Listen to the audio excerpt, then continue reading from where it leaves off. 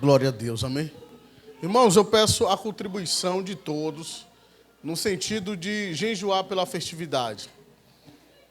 Quero que a gente faça uma escala de jejum amanhã, colocar no grupo, a gente participar, ter pelo menos 2 pessoas para cada dia no jejum. Por que a gente irá fazer isso? A gente fazendo a nossa parte no mundo espiritual, com certeza Deus irá fazer a dele. Se a gente quer viver o poder de Deus, se a gente quer ver a manifestação do Espírito Santo, se a gente quer ver o agir de Deus, vidas sendo salvas, pessoas sendo curadas, com certeza isso só pode acontecer com o agir do Espírito Santo. Então o agir do Espírito Santo, ele também quer ver a nossa parte, ele quer ver a nossa vida fazendo parte do milagre. E a nossa maneira é jejuando, é orando, é buscando as guerras no mundo espiritual. Abra sua Bíblia, por favor. Evangelho de Mateus, capítulo de número 6, versículo 24.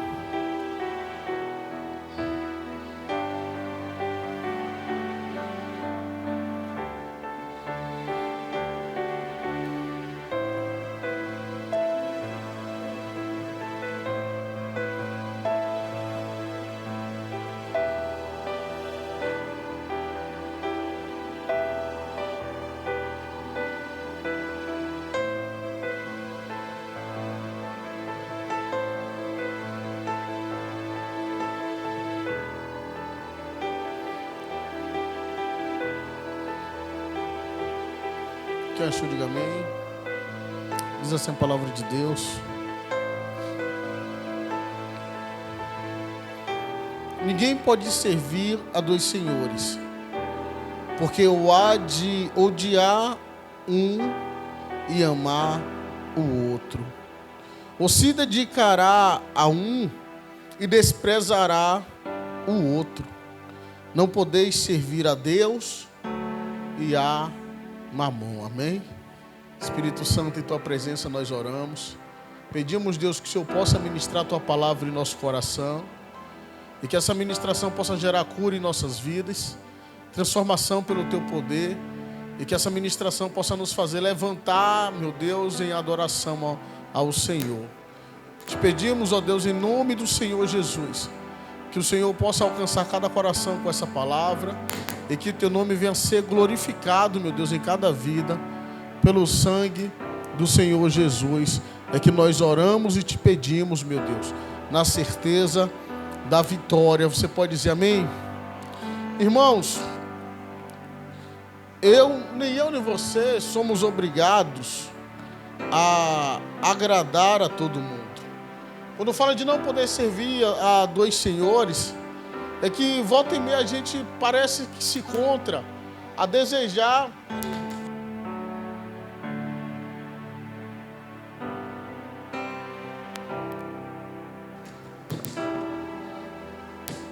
a querer agradar alguém.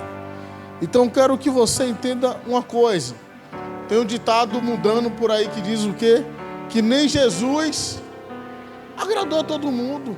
Não vai ser eu nem você que vai conseguir agradar todo mundo. Eu falo isso porque eu estava conversando hoje com a irmã no culto pela manhã, e ela citou para mim que ela foi no aniversário rápido, ela foi buscar parabenizar alguém, essa pessoa estava em um bar, ela falou: eu estou vindo aqui hoje, mas eu não irei vir mais, porque não combina comigo o bar. E ela começou a dizer: eu estou aqui para agradar a Deus, e se você quiser, minha amizade vai ser assim, mas eu não estou disposto a desagradar a Deus para estar agradando a ninguém mais não. Isso me fez entender que por diversas vezes, irmãos, a gente deixa de agradar a Deus, a gente deixa de servir a Deus para estar servindo alguém. A gente deixa de obedecer a Deus e de tê-lo como o Senhor de nossas vidas para estar servindo alguém como nosso Senhor. E quando a gente para ver que nós estamos servindo, é alguém que de certo não é digno de nada. De nada, como eu digo, comparando ao nosso Deus. Então entenda uma coisa. Quando eu e você começamos a dividir a nossa adoração, o nosso serviço, que tem que ser totalmente para Deus. Quando nós começamos a direcionar esse serviço para outro alguém, nós começamos a pagar o preço. Eu tenho, por exemplo, a vida de Sansão. Percebe que quando ele começou a flertar com as trevas, Sansão passou de juiz de Israel a escravo dos filisteus. O homem que era juiz do povo de Deus passou a ser escravo de um povo profano. Por que isso? Porque a queda vai estar logo após, quando nós deixamos de servir a Deus. Então eu quero que você entenda nessa noite que quando Jesus ele nos ensina no capítulo 6 do livro de Mateus, antes ainda ele começa a explicar sobre o tesouro. E Jesus começa dizendo que onde estiver o teu tesouro, aí está também o seu coração. Por que Jesus está dizendo sobre isso? Porque ele está dizendo para mim e para você que tesouro é algo que tem valor. E esse algo que tem valor, nós depositamos no nosso coração. Se logo nós queremos amar Jesus, o nosso coração vai estar em Jesus, o nosso tesouro será Jesus. Mas se nós colocamos o nosso coração em carro, em casa, em moto, ou em alguma outra pessoa, o nosso tesouro será essa outra pessoa ou qualquer outra coisa. Então entenda, Jesus ele dá continuidade, ele começa dizendo: se teus olhos for bom, todo o teu corpo terá luz, mas se teus olhos for maus, todo o teu corpo terá tenebroso, e a luz aí será trevas, ou seja, não irá existir luz. Jesus ele passa sermão e ensinamento para a nossa vida, como eu e você deve agir e buscar permanecer na presença do Espírito Santo. Mas há também, irmão, a possibilidade de eu e você estar até entrando na igreja e saindo, a possibilidade de eu até você ter mudado de vértice, a possibilidade de até mesmo eu e você estar fazendo a obra do Senhor. Mas dentro dessas possibilidades, podemos ainda ter levantado senhores e senhoras em nossas vidas. Ou alguma coisa, ou outro alguém pode estar sendo quem nós estamos dando a honra, que não é digno, pode estar sendo quem nós estamos dando o tempo e toda a prioridade de nossa vida. Então é tempo de eu e você analisar onde está o nosso tesouro, onde está o nosso coração. Onde está o nosso olhar? Se nosso olhar, a Bíblia diz, se for bom, bom como? Se nosso olhar for bom para olhar para as coisas de Deus, se nosso olhar for bom para olhar para o que Deus tem para fazer em nossa vida, aí a palavra de Deus diz que todo o nosso corpo terá luz. Mas se nosso olhar for mau, irmão, se nosso olhar for tenebroso, a palavra vai dizer que todo o nosso corpo terá trevas. Então entenda, quando Jesus usa a expressão, ele fala de dois senhores.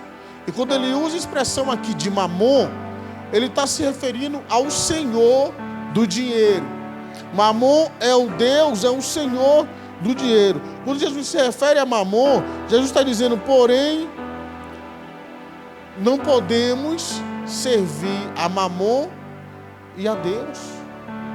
Como assim, pastor? Então eu não posso possuir riqueza? O problema não está em possuir riqueza. O problema está em a riqueza nos fazer ser possuído.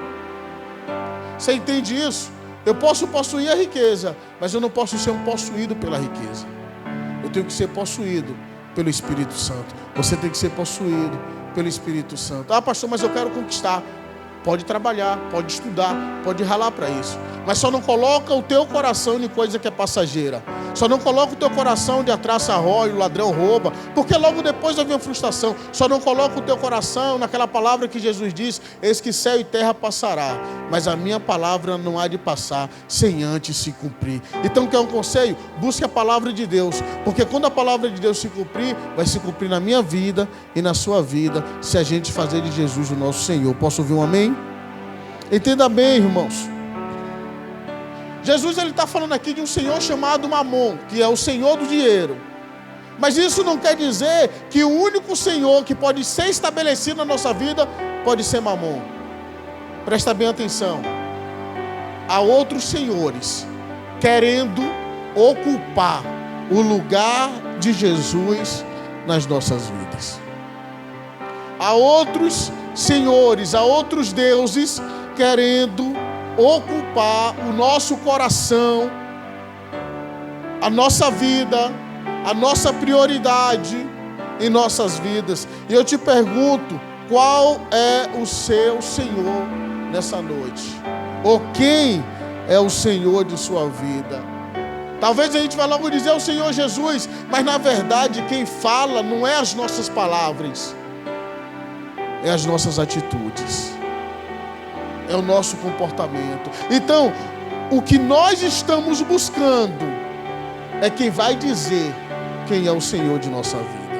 Se logo eu estou buscando Jesus, o Senhor Jesus será de fato o Senhor da minha vida. Mas se eu estiver buscando as coisas terrenas, algo terreno será o Deus da minha vida, será o Senhor da minha vida. Se eu estiver buscando mais o dinheiro do que a Jesus, o dinheiro será o Deus da minha vida. Se eu estiver buscando mais as minhas emoções do que a Jesus, as minhas emoções será o Deus de minha vida. Se eu estiver buscando qualquer outra coisa a mais do que Jesus, essa qualquer outra coisa será o Senhor da minha vida. Entenda bem, Jesus ele está sempre buscando quebrar os ídolos e senhores estabelecidos pela vantagem que nós enxergamos. Eu quero perguntar aqui a alguém, quem já fez algum serviço em sua área e combinou tal dinheiro, e você fez aquele feito, e você trabalhou, mas quando você pegou o dinheiro, você falou assim: rapaz, não valeu a pena não, viu? Tanto trabalho, tanto esforço, um pau doido para essa mixaria. Mas por que a gente tem esse pensamento depois? Porque o primeiro pensamento é a vantagem. Eu vou pegar o dinheiro. Mas há dinheiro que a gente pega, que a gente percebe que não valeu o nosso esforço. Por quê? Porque o dinheiro, ele escraviza, sendo o Senhor de nossa vida. Mas ele sendo o servo, ele é o melhor servo que tem. Ah, pastor, você está dizendo que não gosta de dinheiro? Quem não gosta de dinheiro, diga glória a Deus. Eu não amo dinheiro, mas eu gosto de dinheiro. Tenho certeza que todo mundo aqui gosta de dinheiro. Infelizmente não podemos viver sem ele. Tudo para comprar precisa de dinheiro. A moeda de troca chama-se dinheiro no mundo físico. Mas no mundo espiritual, o que vai valer é a tua fé e o teu relacionamento com Deus.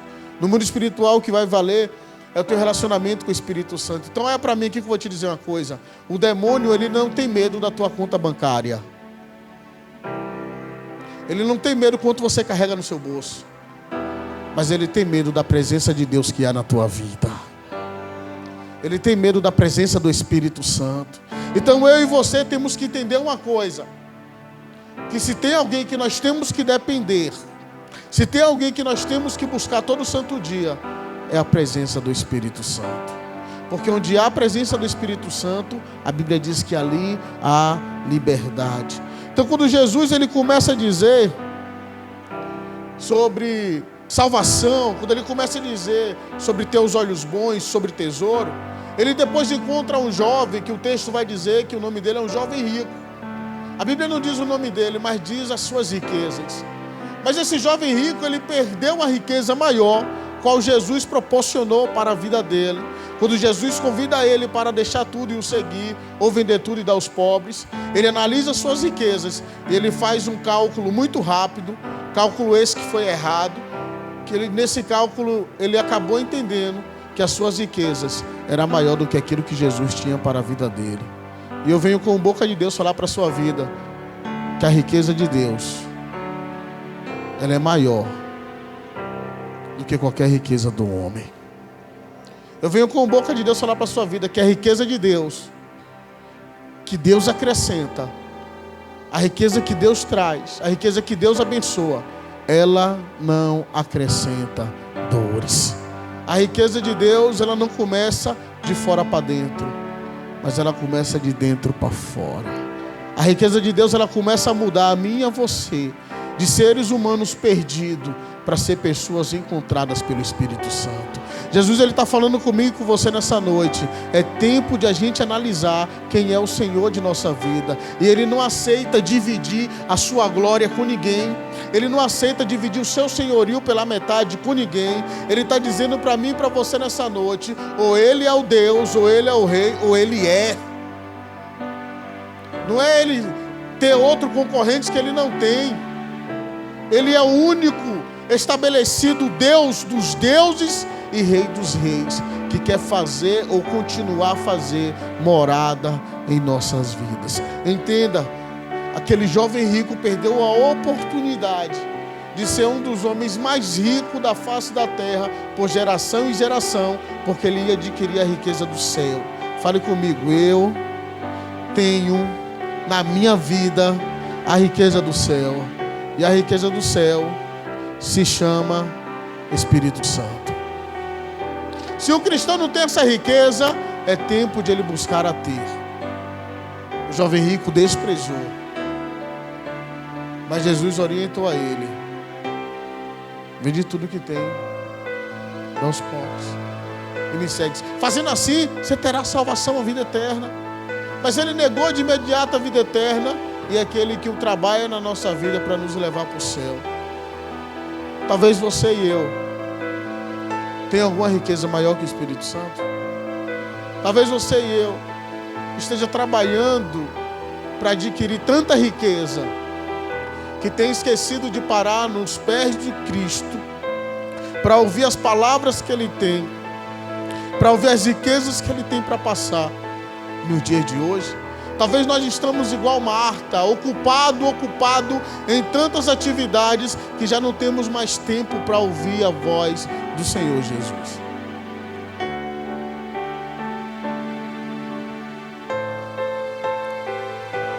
Será que eu e você ainda podemos recomeçar? Será que eu e você ainda podemos voltar ao lugar onde caímos? Será que eu e você ainda podemos olhar para a nossa vida e dizer: hoje eu vou quebrar qualquer senhor que tiver na minha vida. Hoje eu vou pegar os altares da minha casa, da minha vida espiritual, e vou pegar os altares e vou tirar todos os ídolos que eu levantei, todos os senhores que eu estabeleci, e vou declarar nessa noite que só existe um Senhor digno da minha adoração, que só existe um Senhor digno do meu tempo, e esse Senhor não é qualquer Senhor, é o Senhor dos senhores, o Senhor Jesus. É nessa noite, a noite de eu e você tomar decisão essa que irá agradar o coração de Deus, irá trazer mudança para toda a nossa vida e para toda a nossa família. Talvez a gente passe, irmão, tempo sentindo falta de Deus e preferimos estabelecer um bezerro de ouro para trazer ou para modificar a nossa adoração. Mas Deus, nessa noite, Ele diz para mim e para você que no lugar do bezerro Ele nos deu o cordeiro. O bezerro foi até de ouro, mas o cordeiro foi santo, que pagou o nosso preço para remir a nossa vida. O que é que o Senhor está dizendo, pastor? Que diante de nossos erros, Jesus está dizendo que tem um que pode consertar. Jesus está dizendo que diante de nossas escolhas errantes, tem um que pode nos fazer encontrar com aquele que pode consertar nossos erros. E esse é o Cordeiro de Deus. Ah, pastor, mas você não sabe quantos bezerros eu levantei na minha vida. Você não sabe quantos bezerros eu tenho no meu coração. Eu não quero nem saber quantos foram. Eu sei que eu só preciso de um Cordeiro. E esse Cordeiro é o que pagou o preço. E o preço na cruz do Calvário, para poder resgatar a minha e a sua vida nessa noite. Entenda bem, irmão. Teve um homem que estava perdido em suas riquezas. Perdido. E todos olhavam para ele e via como ladrão. Mas só que o ato dele fez virar cânticos, música. Hoje cantamos como Zaqueu. Mas na verdade, se a gente for olhar, a gente não queria ser como Zaqueu, nem ter a fama de Zaqueu. Mas Zaqueu um dia ouviu falar de Jesus. Zaqueu corre e sobe numa árvore. Jesus fala para ele: desce, Zaqueu, que me convém pousar em tua casa. Zaqueu abre as portas para Jesus e na mesa, conversando ali no banquete, Zaqueu, ele abre o coração e quer se consertar. Ele fala: mestre, se eu roubei alguém, defraudei alguém, eu quero restituir 4 vezes mais. Jesus fala para ele: Zaqueu, a salvação chegou na tua casa. Você percebe que eles estavam na mesa, e quando Jesus diz que a salvação chegou na tua casa, é porque o perdão chegou primeiro. Na mesa de Jesus, irmão, há perdão para nossas vidas. Na mesa de Jesus, a restauração para a nossa vida espiritual. E na mesa de Jesus, a salvação para quem estava perdido. Quando Jesus foi ter encontro com Zaqueu, ele já sabia o que Zaqueu precisava. Jesus, ele sabe o que você precisa hoje. Talvez você chegou aqui não precisando de um abraço, mas precisando de uma palavra de perdão. Mas era necessário Deus te mostrar e mostrar para mim os senhores que talvez a gente estabeleceu. Por isso Ele quer que eu e você entenda que para alcançar misericórdia é necessário confessar os pecados e deixar. É necessário nessa noite eu e você enxergar se tem algum Senhor na nossa vida e dizer: eu não quero te servir mais, Senhor. Talvez você esteja dizendo: esse Senhor é alguém, é alguma coisa, é um carro. Não, irmão, esse Senhor pode ser até mesmo a preguiça. Esse Senhor pode ser até mesmo a negligência. Esse Senhor pode ser até mesmo o egoísmo, o orgulho. Esse Senhor pode ser até mesmo o medo que tem nos impedido de vivenciar o que Deus tem para a nossa vida. Esse Senhor pode ser uma série de fatores, mas eu não posso dizer qual é o teu Senhor. Eu posso analisar o meu e dizer: hoje eu vou quebrar ele em nome de Jesus. E você também pode analisar o seu e determinar que hoje você vai quebrar em nome de Jesus. Mas uma coisa é verdade, de uma coisa é certa: só depende de você. Jesus, ele falou com Zaqueu: desce, que me convém hoje pousar em tua casa. Zaqueu foi, preparou a mesa, mas ao contrário de você preparar a mesa hoje, quem já preparou a mesa foi Cristo Jesus. E a mesa que Jesus preparou para mim e para você, eu vou te fazer lembrar que na mesa que Jesus ceiou, antes de ele ser entregue à cruz, antes de ele ser preso, ele estava ceando com um traidor que logo viria o trair, e foi na ceia que ele revelou que ali estava o traidor. Estava um que ele já tinha dito também que o negaria antes que o galo cantasse 3 vezes. Mas eu vou falar de mais alguém. Estava um que depois da cruz não acreditaria que ele ressuscitou. Mas eu vou te falar dos outros 9. Estavam todos, e todos que estavam, era que Jesus disse: ferirei o pastor, e todo o rebanho ficará disperso. Todos ficaram dispersos. Mas Jesus não expulsou ninguém da mesa. Jesus não olhou para Judas e disse: você vai me trair, seu sem vergonha. Sai daqui agora, vá. Jesus não olhou para Pedro e disse: você irá me negar. Por quê? Porque os erros dos discípulos, os nossos erros, não podem impedir de Deus agir na nossa vida. Porque se eu e você falhamos, Jesus está dizendo para mim e para você: tem perdão. Se eu e você estamos buscando subir na vida para substituir a falta de Deus, Jesus está dizendo: desce, que tem uma mesa preparada para você. Se você está tentando subir na árvore, como Zaqueu subiu, e está tentando subir em áreas de sua vida para querer esconder a falta de Deus, Jesus está dizendo: desce. Desce, que tem uma mesa preparada para a tua vida. E um dos banquetes dessa mesa, o primeiro se chama perdão. O segundo, restauração. E o terceiro, salvação.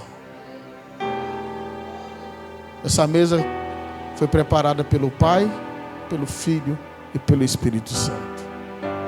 E o convidado especial é você.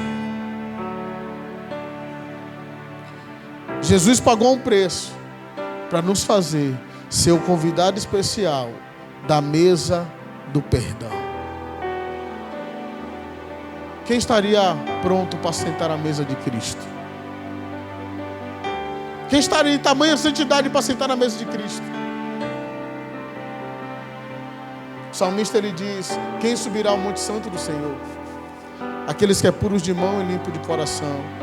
Quando eu li esse salmo eu falei: ninguém vai subir o monte. Mas só que pessoas olharam e disseram: para sentar na mesa tem que ser casado, tem que ser batizado, tem que fazer isso, tem que fazer aquilo, tem que estar. Mas na mesa tinha um traidor. O único que poderia expulsar alguém da mesa não expulsou.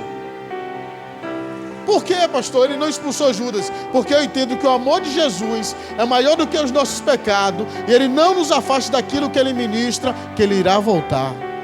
Ele não nos afasta daquilo que Ele está dizendo. Olha, presta atenção. Isso eu fiz em memória de mim. Participa, mas eu vou voltar para te buscar.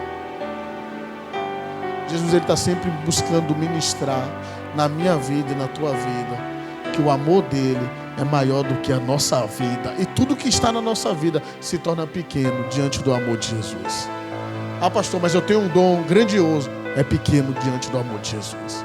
Ah, pastor, mas eu tenho um pecado grandioso. É pequeno diante do amor de Jesus. Ah, pastor, você não conhece meu passado. É pequeno diante do amor de Jesus. Você não conhece minha história. É pequeno diante do amor de Jesus. Mas pastor, eu tenho levantado senhores. É pequeno diante de Jesus. Mas de uma coisa é certa. Só vai depender de mim. Só vai depender de você. De abrir o coração para o Espírito Santo. E dizer: eu não quero mais servir a dois senhores. Eu quero de fato só servir ao Senhor Jesus.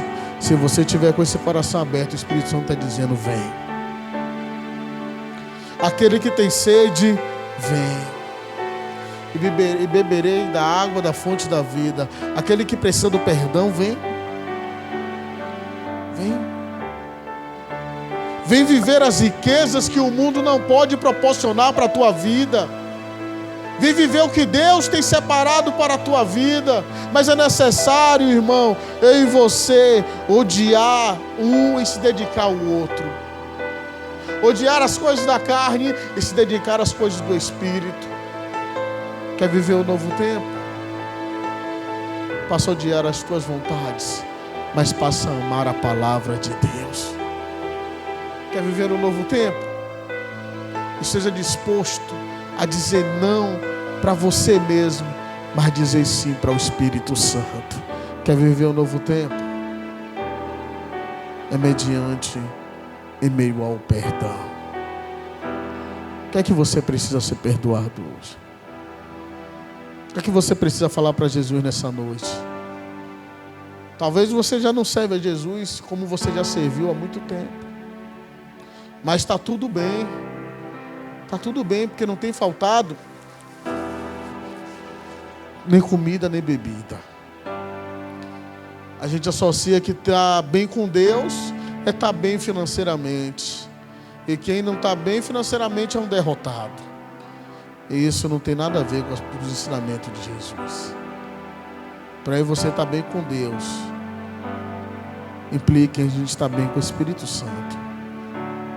E se eu estou bem com o Espírito Santo, eu estou bem comigo mesmo. Mas se você ainda não estiver assim, Jesus ele não está dizendo para mim e para você parar, desistir. Ele está dizendo que há uma mesa preparada para as nossas vidas. Em nome do Senhor Jesus, eu te convido nessa noite a sentar à mesa do Cordeiro. Eu te convido nessa noite a quebrar os senhores de nossas vidas. Eu te convido nessa noite a ceiar com Cristo, mas de uma maneira que a gente nunca mais ceiou. Não ser um ritual repetido de todo mês, mas ser algo como você está chegando ao Senhor, como nas primeiras vezes. Nas primeiras vezes.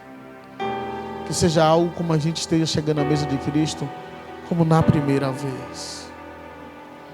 Sabendo que vai ser tocado pelo Espírito de Deus.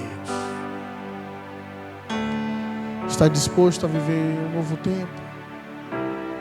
Um tempo de que Deus pode te usar mais. Um tempo de que Deus pode contar mais comigo, com você. Um tempo de que Deus pode só fazer coisas maiores através de nossa vida. Mas se a gente for se dedicar à voz do nosso coração, a gente irá se perder meio à obra. Nosso coração diz para. O nosso coração diz eu não estou sendo honrado. O nosso coração cria senhores em nós. Quando nós não vemos, nós já estamos sendo os senhores de nossa vida. Então Jesus está falando comigo, com você. Desce dessa árvore. Desce depressa. E vamos viver um novo tempo na presença do Espírito Santo. Em nome de Jesus. Fica de pé em nome de Jesus.